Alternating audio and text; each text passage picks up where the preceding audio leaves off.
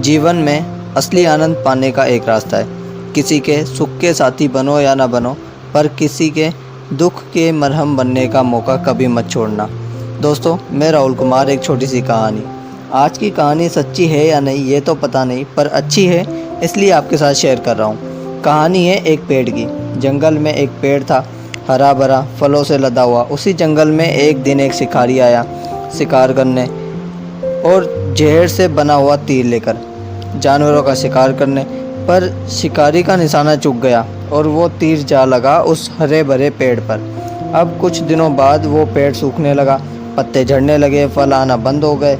वो पेड़ धीरे धीरे सूख गया और उस पेड़ पर जो पक्षी चिड़िया रहा करती थी वो सब भी उसे छोड़कर जाने लगे। पर एक तोता जो कि उसी पेड़ के तने में रहा करता था, वो उस पेड़ को नहीं छोड़ रहा था, क्योंकि जब से वो पेड़ सूखने लगा था तब से तो वो उस पेड़ को एक पल के लिए भी अकेला नहीं छोड़ रहा था।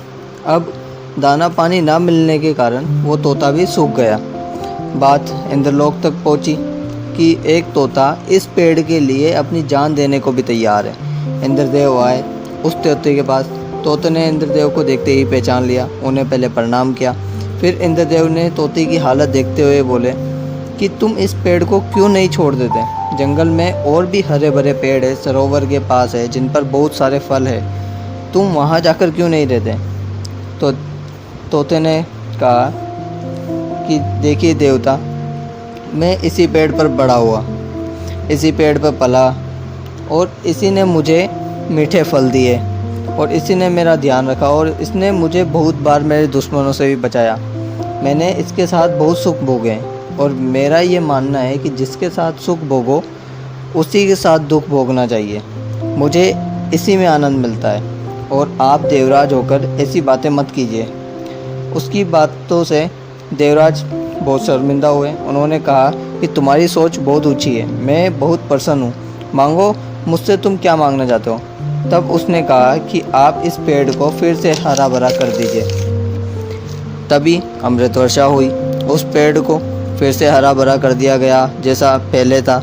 अब उस पेड़ पर फिर पहले की तरह फल आ गए, फूल आ गए, और जान आ गई, रंगत आ गई, और तोते ने अपनी आखिरी सांस भी उसी पेड़ पर ली। दोस्तों, बुरा वक्त जब किसी का आता है तो उसकी हिम्मत टूटने लगती है, वो मानसिक रूप से, भावनात्मक रूप से कमज़ोर हो जाता है, और जब ऐसे में उसके अपने भी उसे छोड़कर चले जाते हैं तो वो और ज़्यादा टूट जाता है। बुरे वक्त में आप किसी के लिए कुछ कर पाए या ना कर पाए, पर अगर आप उसे सिर्फ ये विश्वास दिला पाते हैं कि मैं तुम्हारे साथ हूँ, तो ये भी बहुत होता है। ये उसमें नई ऊर्जा भर देता है, और कई बार तो नया जीवन भी दे सकता है। दोस्तों, बहुत बुरा समय है हमारे आसपास। ऐसे में ज़रूरत है कि हम एक दूसरे का सहारा बने, एक दूसरे को विश्वास दिलाएं कि हम हैं तुम्हारे लिए, और तुम्हारे साथ कुछ गलत नहीं होगा। इस प्रेम में, इस एकता में जो ताकत है वो बड़ी से बड़ी विपत्ति को दूर कर सकती है।